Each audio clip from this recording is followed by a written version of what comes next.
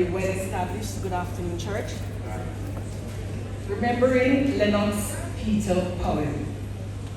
The true measure of a man is how he treats someone who can do him absolutely no good. And that's a quote from Samuel Johnson. These words encapsulate the life of the late Lennox Peter Powell, who was a multifaceted man, a man for all seasons, who lived a short full life in service to his fellow man. He came into the world unapologetically, and he lived his life the exact way. Peter blazed a trail in the space he occupied, and he has made it hard for anyone to emulate him. He has definitely left some big boy shoes. He was a breadwinner, father, friend, confidant, citizen journalist, spokesman, and many even regarded him as the mayor of Christiana. His phone was a community notice board, and Peter was a go-to person for everything from a pin to an anchor. Ladies and gentlemen, the life we mourn and celebrate today was not one of cliche. Peter was well invested in the lives of just about everyone he met. Peter came into the world on March 1970 amidst a flurry of emotions. Mother, Mrs. Mabel Powell, chronicled her experience and her apprehension, concern, and worry, while her father, affectionately called Sir P, was the voice of reason.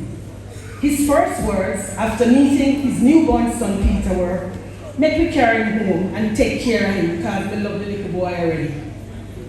Not surprisingly, with two such loving parents, Peter learned compassion, empathy, kindness, confidence, and to be his brother's keeper. Lessons that he brought into everything that he accomplished in his life. He was physically disabled, but mentally he was 1000% able. And if you doubt me, ladies and gentlemen, and with all the other tributes that have come before, ask yourself how many honest men drive a tractor, drive car, SUVs, use their phone, feed themselves, and operate on so many businesses. 53 years, 3 months, 2 days, hours, minutes, seconds, and counting. Peter packed impact and meaning into every minute of his life. From a student at St. John's Primary School to his days at Kingston College, Peter says, "I can." Mother Mary fondly recalls how when he did common entrance exam, he pronounced that the paper was SAPS and that he had already passed. So when the results came in the gleaner, and she was in a tizzy and, very afraid and nervous, he said, "I know I passed." And on to Kingston College he went. His mother remembers him as an ordinary boy who did not let his shortcomings hinder him in any way. What Peter set out to do, he did. He taught himself to drive, climbed any tree, and did the normal things that all children did. At the feet of his parents, he learned compassion, empathy, kindness, and the true meaning of love and independence. Miss Mabel recounts how instrumental they were ensuring that he grew up like a regular child, to be resilient in adversities, to fight back, to never accept defeat, and to be the best version of himself. These lessons would later be the launching pad for a life of success. And kindness, I must say that again towards his fellow man. I can't say that enough. As an adult, he was a go-to person for information, from a death in the community to the latest mass shooting in the United States. So much so that even trained journalists called him first as their trusted source for community news.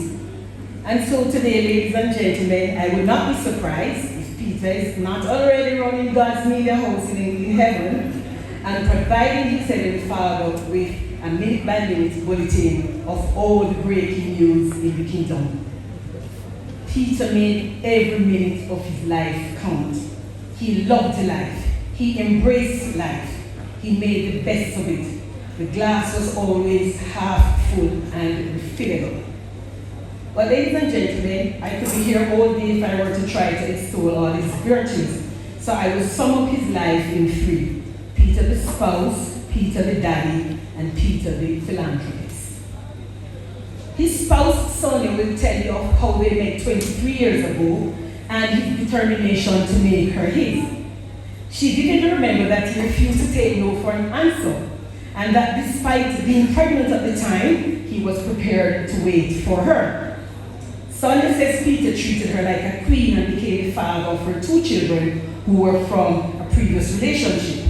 Their union, which produced one child, added to their two children each from previous relationships, and they became a loving family, in which no one could guess all 5 children were not Peter's biological children because they all called him Daddy. In their family, Peter was the voice of reason. And while she was a disciplinarian, Peter was a counselor and friend to the children, who all said Daddy soft. Peter says her Pete, that was the name she called him, was generous to his family and children and bought her gifts all the time, especially when he misbehaved. He was a provider and they lacked nothing. Brothers and sisters, Sonia will tell you that Peter was fiercely independent. He was not defined by his disability and didn't want sympathy from anyone. She will tell you that Peter was the ladies' man with a roving eye, but he always gave her respect, and that his way of apologizing was to call her by her full name, Sonia Hayes Powell. At those times, she said she could use a straw to lead him. Her Peter Pete was the handsome, sweet-mouthed man who was also a trickster, and that his jovial nature is one of the things she will miss most. Always concerned for her safety, if he got home before her, he would await her, and if they traveled together, he drove behind her. She will tell you that he was not a perfect man, but that they loved each other perfectly.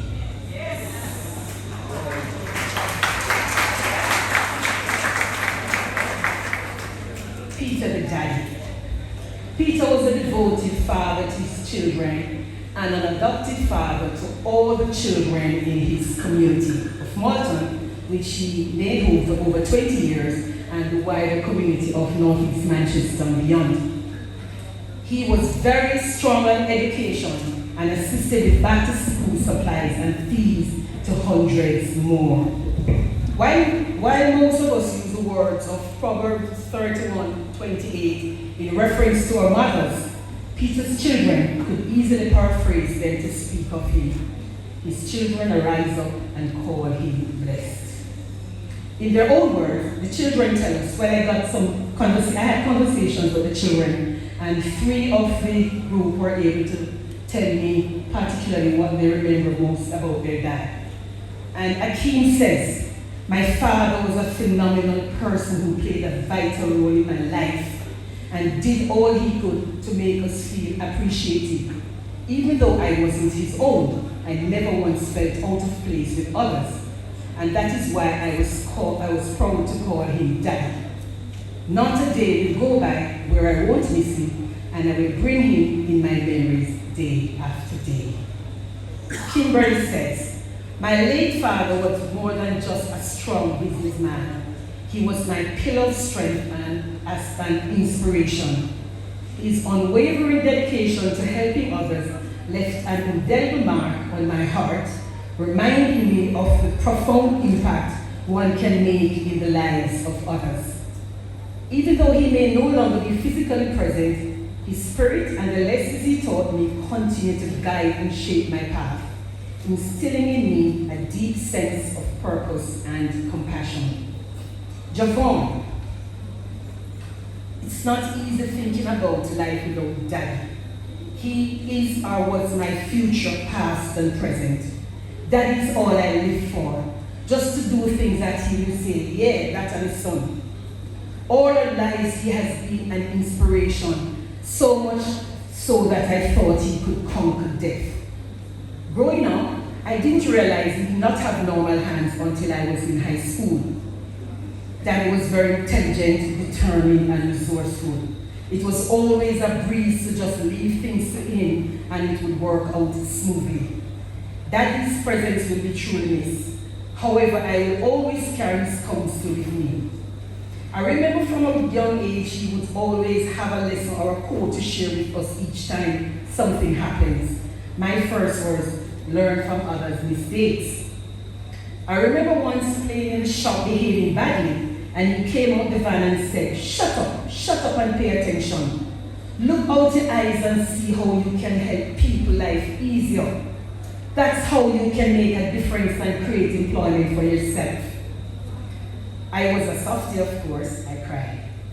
But this was one of the many valuable lessons Daddy did his best to instill in us each chance he got. I am truly losing the most valuable person in my life.